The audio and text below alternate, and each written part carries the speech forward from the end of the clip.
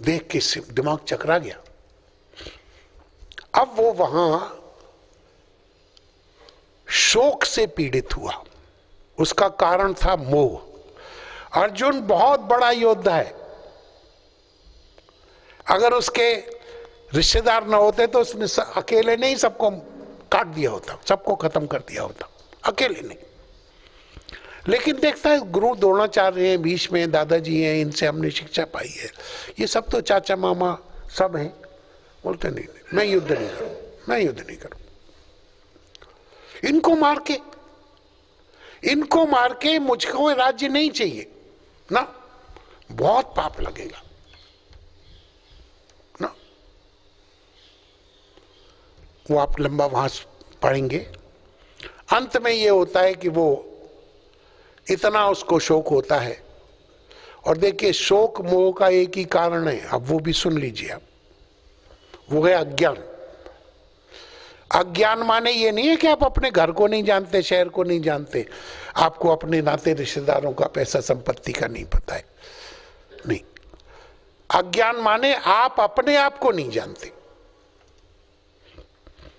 अब आप कहेंगे स्वामी जी कौन से ऊंचे दर्जे की गप्प सुना रहे हो, हम अपने आप को नहीं जानते। हाँ, बिल्कुल डंके की चोट।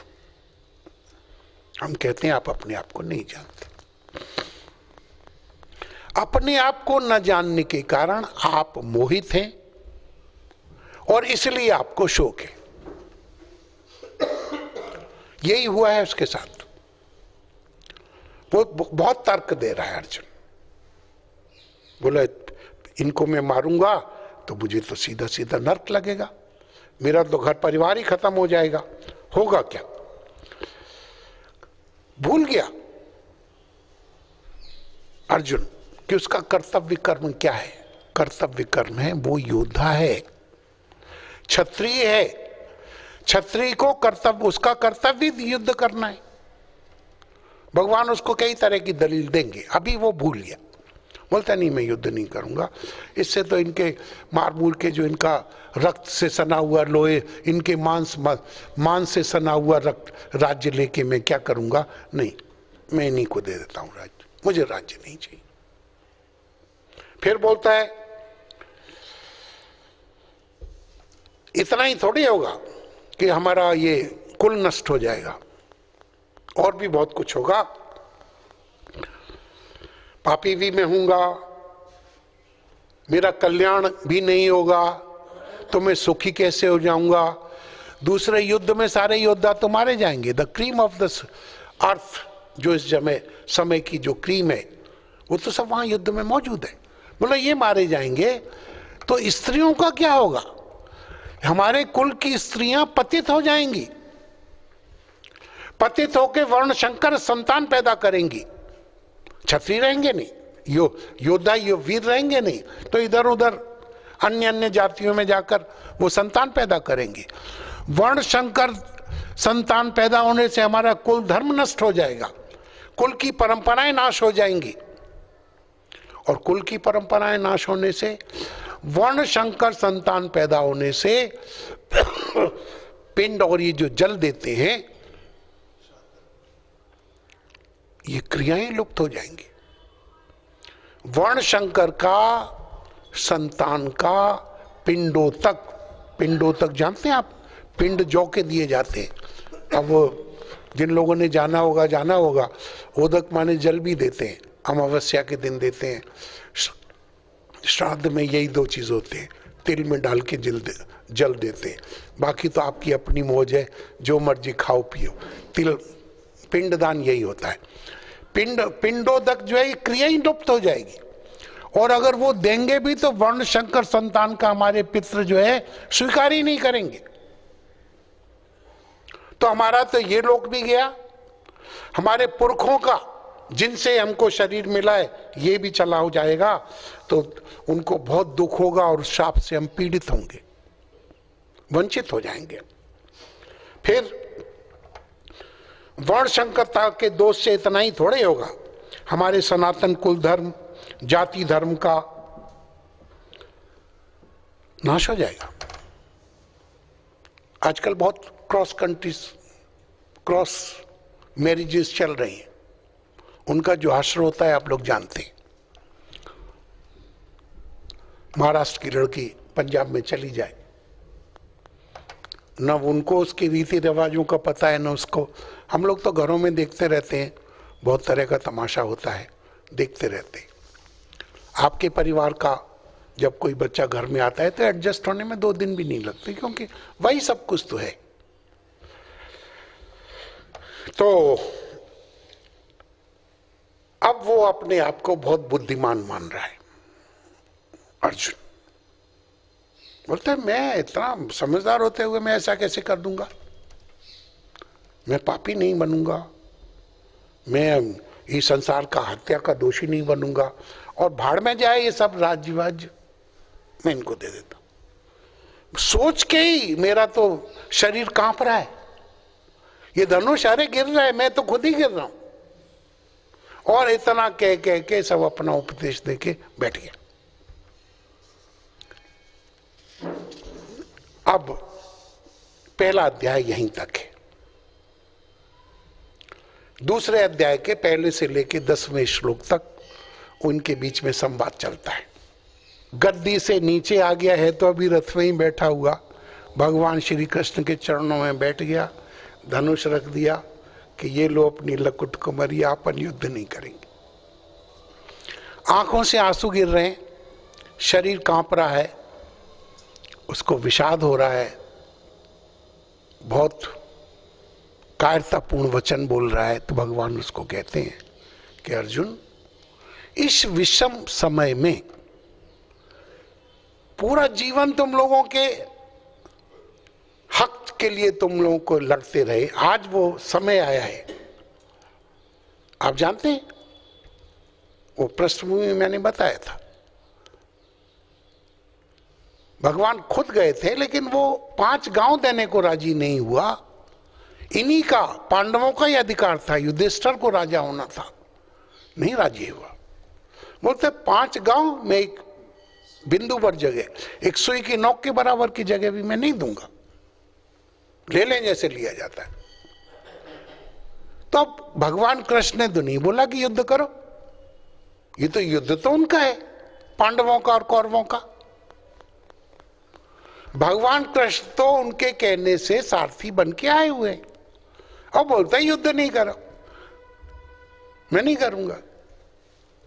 तो अगर भगवान की जगह कुछ और होते, जैनों ने तो भगवान कृष्ण को पता नहीं कितने 40 जन्मों तक के लिए उल्टा करके नरकों में डाल रखा है, नरक में उल्टा करके। बोलते ये बचा देता, युद्ध करा दिया, इतने लोग मरवा दिए। ऐसा है। भगवान कृष्ण कहते हैं इस विषम अवस्था में दोनों तरफ सेना तैयार खड़ी है, शंख बज चुके हैं, नगाड़े बज चुके हैं, युद्ध का पूरा सब लोग तैयार हैं, और अब तू बोलता है कि युद्ध नहीं करूंगा, पहले ही ना करता। अब तुझ में ये कायरता कहां से आ गई? अब ये तुझे जो वचन बोल रहा है ये क्षत्रिय के योग्य तो नहीं है। तेरा कर्तव्य कर्म है, वो उस कर्तव्य कर्म को तो तू नहीं कर रहा,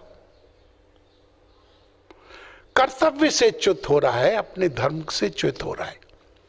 अब इसको जो लोग वेदांत में थोड़ा रुचि रखते हो, आत्मा परमात्मा के बारे में ज्यादा बात करते हो, सोचते हो, वो सोचें। भगवान अर्जुन को 3 दृष्टियों से समझाएंगे।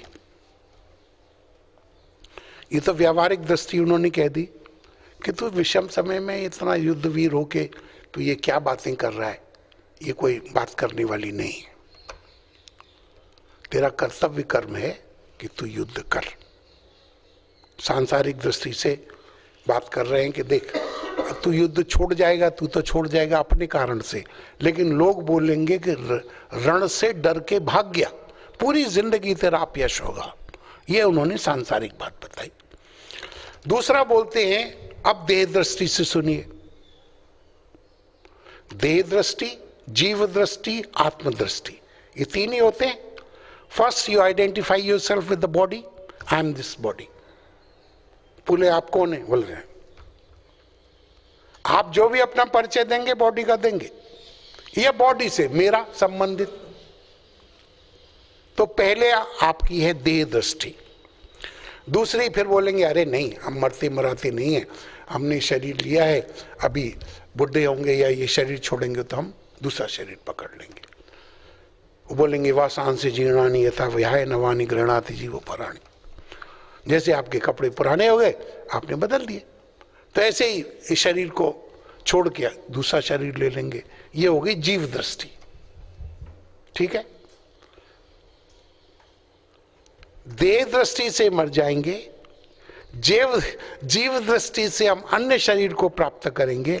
एक होता है आत्म दृष्टि, वो है कि हम कभी पैदा ही नहीं हुए, हो ही नहीं सकते। ये संसार, ये जगत, ये सब एक प्रतीति है। ये है ज्ञान दृष्टि।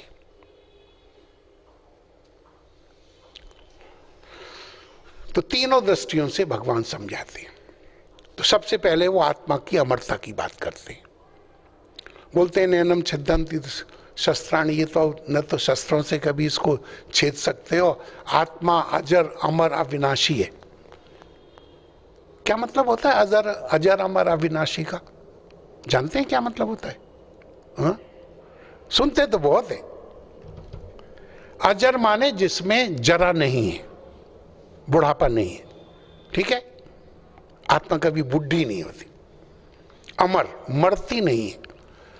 और जो कुछ भी हमारी नॉलेज है, जो कुछ भी हम जानते हैं, जब परमात्मा और आत्मा की चर्चा करते हैं तो एक ही है, दो नहीं है। आत्मा परमात्मा दो नहीं है, सिर्फ एक विशेषण लगाया गया है जिससे कि हमारी बुद्धि थोड़ा उसको ग्रहण करने योग्य हो जाए।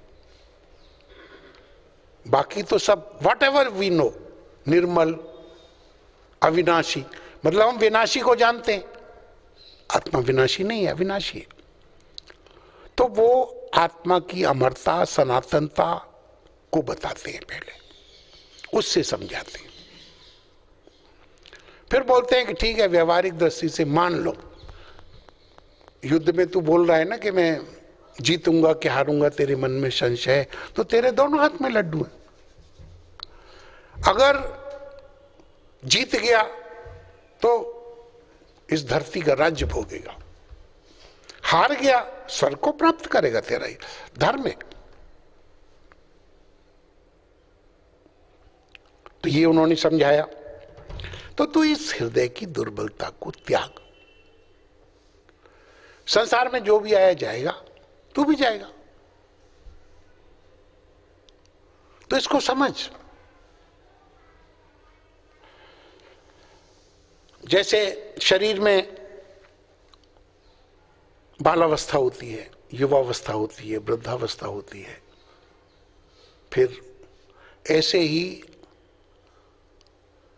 शरीर की अवस्थाओं का जो अवस्थी है वो शरीर भी बदल देता है। उसी मुताबिक जैसे अवस्थाएं बदलती हैं, चलिए यहाँ कोई बहुत छोटी उम्र का तो नहीं है, आप कभी बच्चे थे कि नहीं थे? थे? क्या विचार है? 10-15 साल के, 12 साल के रहे होंगे, 1 साल के तो नहीं रहे होंगे। अच्छा, रहे थे 6 महीने के? अच्छा रहे होंगे, तो 1 दिन के भी रहे होंगे। हाँ, अच्छा, तो जो 6 महीने वाला बालक था अब कहां गया? कहां गया वो? हाँ, कौन? शरीर में बालपन था, ठीक है। अगर आप भी बाल होते तो आपको याद ही ना होता, बचपन गया तो उसकी स्मृति भी चली जाती। मैं तो नहीं कहूंगा कि आप लोग जवान नहीं हैं, लेकिन जवान भी रहे होंगे। नहीं, मेरे जैसे की जवानी चली भी गई, आप तो खैर सभी। तो जवानी कहां गई? बचपना था इस शरीर का, समझ आया? जवानी थी इस शरीर की, अधेड़ अवस्था है इस शरीर की, बुढ़ापा होगा इस शरीर का, मृत्यु होगी इस शरीर की। ठीक, ये सब शरीर की, मैं शरीर से अलग हूं, इसका साक्षी हूं, मैं इसको जानता हूं, मैं इसको देखता हूं। मुझे अपना बचपना याद है, मुझे अपनी जवानी याद है, मुझे अपना बुढ़ापा याद, अधेड़ावस्था याद है, और अब मुझे बुढ़ापा भी याद। बुढ़ापा तो हर वक्त याद आता है,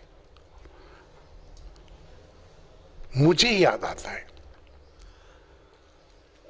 ये थोड़े से मामूली मामूली बिंदु हैं जो आपको ऐसे समझ नहीं आएंगे, ये पढ़ने से समझ नहीं आएंगे। इनको समझना है, इन्हीं को समझना है। I am not all this, I am not the body, no, I know the body. मैं और मेरा का फर्क करना सीखिए आप। ये मेरा स्वेटर है तो मैं स्वेटर हूं। कैसे बोलते हैं? आपको कोई लज्जा नहीं आती अपने आप की, अपनी मूर्खता पे आपको कोई शर्म नहीं आती? आप बोलते हैं मैं शरीर हूं। आपका शरीर है कि आप शरीर है? ठीक से बोलिएगा, क्योंकि कल फिर गड़बड़ करोगे, घर जाते ही गड़बड़ करोगे। जैसे आपका शॉल है, जैकेट है, कोट है, तो ये तो आप तो नहीं है, उतार के रख सकते हैं। तो शरीर आपका है कि आप हैं? चिंतन कीजिए। इसको मेडिटेशन बोलते हैं। मेडिटेशन माने आंख खोल के ऐसे बगला भगत की तरह से नहीं। Meditation is the process by which you come in middle of this universe and your own existence. आप अपने अस्तित्व और संसार के बीच में खड़े हो जाते हैं। मन है उधर जाओ, मन है इधर जाओ, और बाकी तो सब मेडिटेशन के नाम पे खेल तमाशे हो ही रहे। कोई बोलेगा हम कराते हैं साइंटिफिक मेडिटेशन, हम कराते हैं संगीत में meditation. Meditation and music, what does it mean?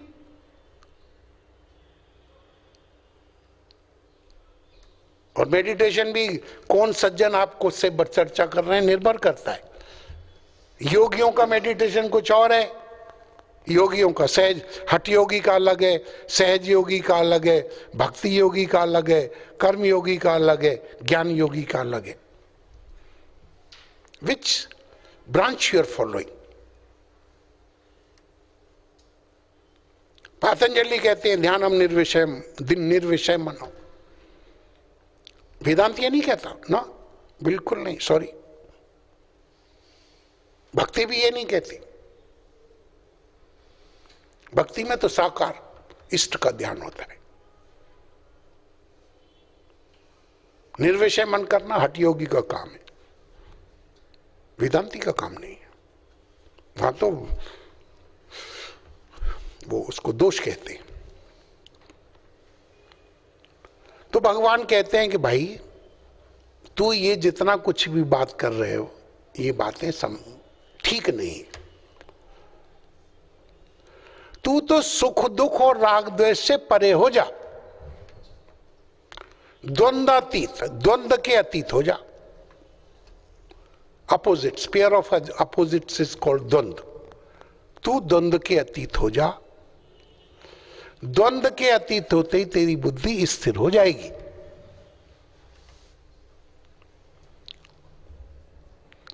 तो भगवान ने जब स्थिर बुद्धि की बात कही, तो स्थिर बुद्धि को थोड़ा अंग्रेजी में बोल देता हूं, शायद आपको जल्दी पकड़ आ जाए।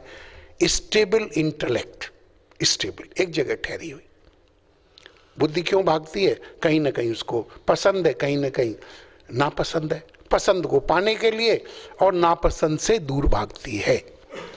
जो हमको पसंद है वो प्राप्त होता है तो उससे हमको राग होता है, और जो नापसंद है वो अगर भुगतना पड़ जाए तो हमको द्वेष होता है। तो वेदांत या ज्ञानी लोग कहते हैं कि देखो सुख दुख कुछ नहीं है, मन की अनुकूलता प्रतिकूलता ही सुख दुख है। इस मन को समझो और मन की प्रतिकूलता और अनुकूलता को समझो।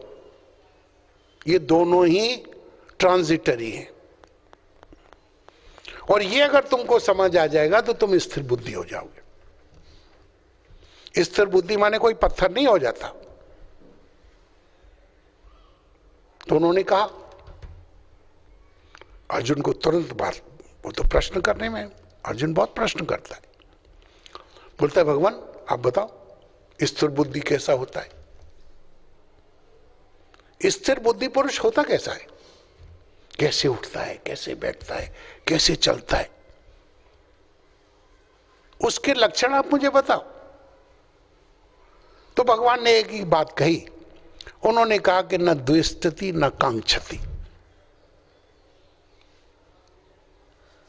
न तो किसी से वो द्वेष करता है और न किसी से आकांक्षा करता है, न उसे सुख चाहिए न दुख चाहिए, पेयर ऑफ किसी भी सभी तरह के द्वंद्वों से वो अतीत हो जाता है, क्योंकि उसकी बुद्धि इस बात को समझ चुकी है कि ये सब तमाशा है, it's all drama, it's all lila, it's all magic of the Lord. माया माने illusion, illusion created by supreme almighty is called maya. उसी सब माया में हम बंधे हुए। तो जब माया ही है, मान लीजिए कि यहाँ जादू का एक यहाँ सोने का सिंहासन बना दिया जाए, लोटा रख दिया जाए जिसमें से अशरफी गिर रही हो, एक फिल्म, और इधर जो है वो कुछ भी ले लीजिए जो आपको पसंद नहीं है वो हो, या चांदी के हों, आप कौन सा लेने दौड़ोगे? दौड़ोगे? हाँ, तो अक्ल है तो, अक्ल है तो क्या करोगे? तो अक्ल, जिनकी अक्ल स्थिर हो गई है, सब जानते हैं टीवी में कुछ नहीं है, अभी चैनल बदलो बदल जाएगा, लेकिन कुछ हो जाए तो टप टप आंसू आते हैं, टप टप गिरते हैं खूब मोटे मोटे, और फिर बोला ये चैनल बहुत पसंद है, इसमें आंसू आते हैं। कुछ नहीं है, ऑन बंद कर दो तो कुछ भी नहीं है, चैनल भी बदल, लेकिन है ऐसा। इसे कहते हैं मोह। कुछ नहीं है टीवी में, कुछ भी, चैनल भी वो माया मान लीजिए, बटन दबाओ चैनल बदल लो। अब आप किस बात में रोना और हंसना चाहते हैं ये आपके हाथ में है, और अगर ये समझ आ जाए कि चलो इसमें तो होता ही ऐसा है, तो आप रोएंगे हंसेंगे? रोएंगे हंसेंगे? स्थिर बुद्धि हो जाएंगे। ये बहुत मामूली मामूली बात कर रहे हैं, भगवान कृष्ण तो बहुत तरह से समझाएंगे। उनके जमाने में उस वक्त टीवी नहीं था, आजकल है। तो उनका पूरे का पूरा जोर किस पे है? द्वंद्वों से अतीत हो जाए, स्थिर बुद्धि द्वंद्वातीत होकर मोक्ष के योग्य हो जाता है। मुक्त नहीं हो जाता है, ध्यान देना, मोक्ष के, बड़ा शब्द आता है, 2-3 शब्द बड़े मजेदार हैं। मोक्ष पता नहीं क्या होता है, आप लोग तो सब जानते हो, तो मेरे ही प्रश्न होते हैं आपको तो आपसे इनका। किसी से पूछा मुक्त कैसे होंगे, हाँ, तो उन्होंने काउंटर प्रश्न किया, बोले बंधन क्या है? बोला ये प्रश्न ही गलत है तेरा, मुक्त हो जाएगा। तो ये बता बंधन क्या है? मैं छूट जाऊं। अरे भाई काहे से छूट जाए? मोक्ष माने छूटना ही तो होता है ना।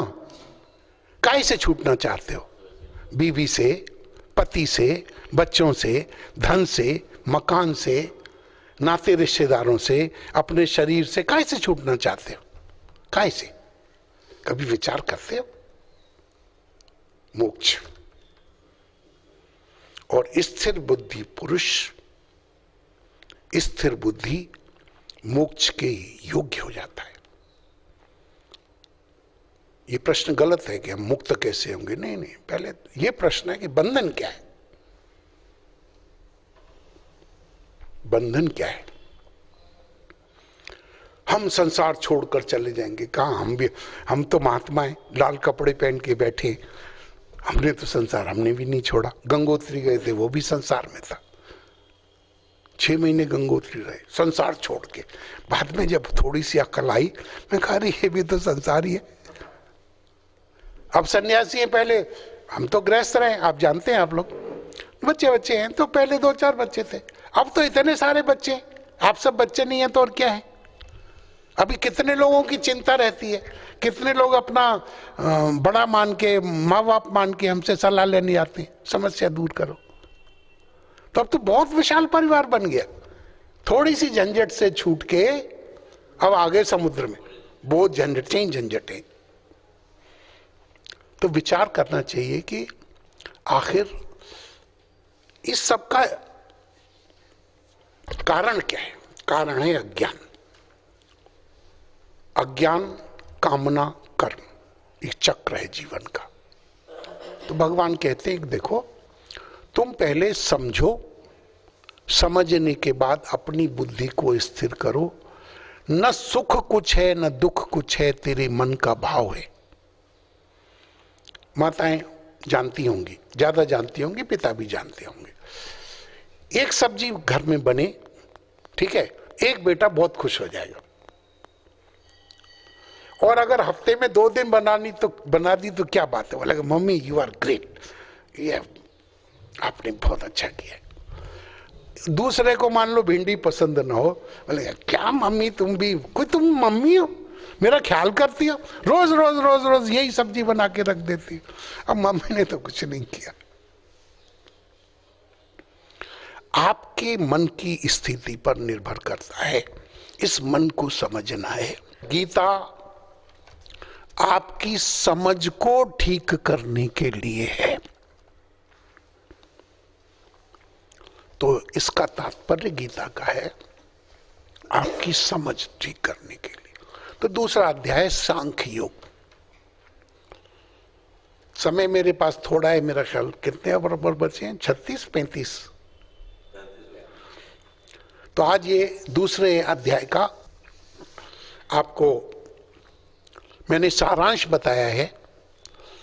इस सारांश में आपको सत और असत को जानना है। सारांश ये सत्य क्या है और असत क्या है। ये सब नए शब्द होंगे बहुतों के लिए, और बहुतों के लिए शब्द तो पुराने होंगे लेकिन अर्थ बिल्कुल नहीं होंगे। अर्थ नहीं जानते, सत असत, नाशी अविनाशी। नाशी क्या है, अविनाशी क्या है, इसको जानना है। ये भगवान कहते हैं। भगवान कहते हैं सत असत, नाशी अविनाशी को जान। और वो क्या है, अविनाशी क्या है, आत्मा। आत्मा अजर अमर है। आत्मा क्या है, बोलिए आप थोड़ा जोर से बोलिए, देख लूं कहीं नींद तो नहीं आई आपको। अजर, अजर किसको कहते हैं, हाँ, जिसके ऊपर जरा ना आए। जवान भी नहीं होती, बचपन भी नहीं है उसमें, उसके ऊपर समय का कोई असर नहीं है, आत्मा के ऊपर। और अमर, उसमें मृत्यु नहीं। आत्मा अजर अमर अविनाशी है, और आत्मा मेरा पड़ोसी है, आसमान के ऊपर रहता है। क्या विचार है, बोलो बोलो जल्दी जल्दी बोलो। हाँ, यही कांटे की बात है। आत्मा अजर अमर अविनाशी है, और वो आत्मा मैं हूं, ये ज्ञान, इसको प्राप्त करना है। यही गीता आपको अनेक प्रकार से इन 18 अध्यायों में बताएगी। आपने बहुत ध्यान से मुझे सुना, इसके लिए आपका आभार। सर्वे भवन्तु सुखिनः, सर्वे सन्तु निरामय, सर्वे भद्राणि पश्यन्तु, मा कश्चित् दुःख भाग् भवेत्। ओम शांति शांति शांति।